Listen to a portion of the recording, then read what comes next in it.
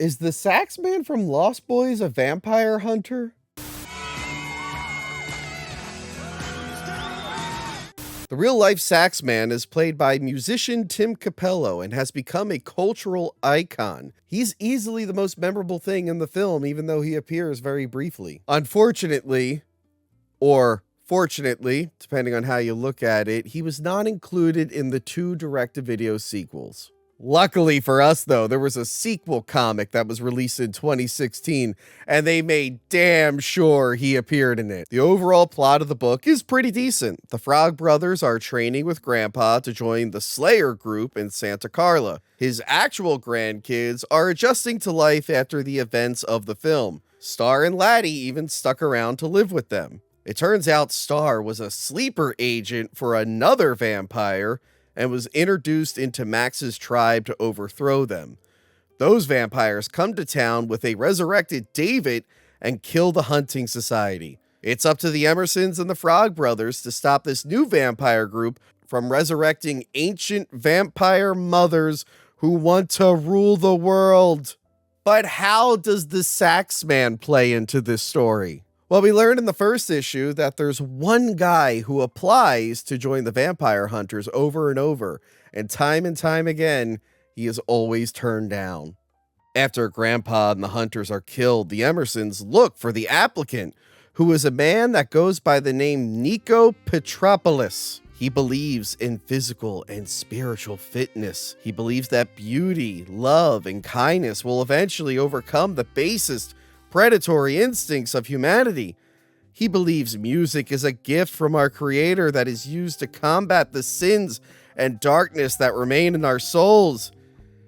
He believes that he is suited to combat the beings of pure evil that seek to pervert goodness of our souls with their blood. He believes all of this because he is a believer. That is right. The Sax Man is a vampire hunter who is too extreme for all the other vampire hunters. He spots a vampire in the crowd and stops it from killing Sammy. How did he know that person was a vampire? I'm not lying. It's because he noticed that the vampire wasn't enjoying his music. That's right, only the spawns of Satan can resist the sexy Sax Man's charm. We talked about the first Lost Boys movie on my podcast. That's right, if you're new here, I have a weekly or bi-weekly podcast where I talk about movies new and old. You can find it right here on YouTube, or you can listen to the audio version wherever you get your podcasts. Subscribe to Hack the Movies today. And in that episode, we had a very important question about the oil that the Sax Man is covered in. Do you know what I want to know is, did he oil himself up?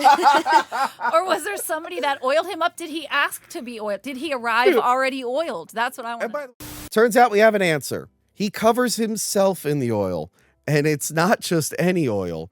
It's holy anointing oils. This makes him unable to be touched by dirty, soulless vampires. He kicks more ass for the Lord than Father Magruder from Dead Alive. How religious is he, you ask? Well, he fights with David at one point near some sacred stone that requires vampire blood and virgin blood to awaken the mothers. The Sax Man can't stand David's blasphemy and impales him on the stone. Unfortunately, the Sax Man is also impaled.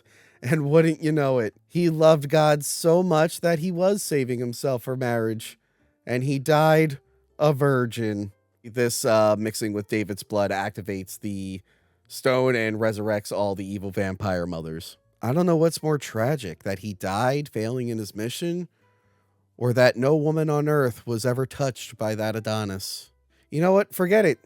They didn't deserve him. He was too perfect. So there you have it. The Sax Man. He is a vampire hunter. He's very religious. He is a virgin, and he is now dead. The comic teases David coming back to life for a third time. Somehow they really gloss over how he survived the ending of the first movie. But unfortunately, it does not tease the resurrection of the Sax Man.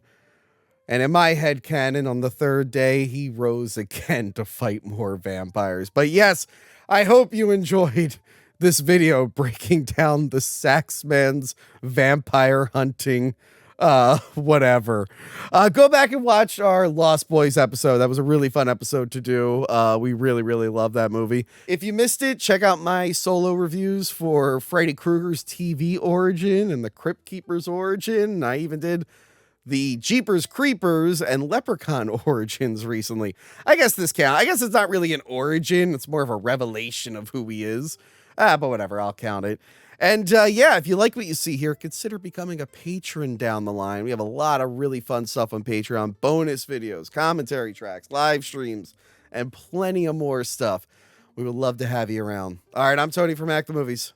See you later. Remember to like, comment, and subscribe. Check out our other videos and Patreon page.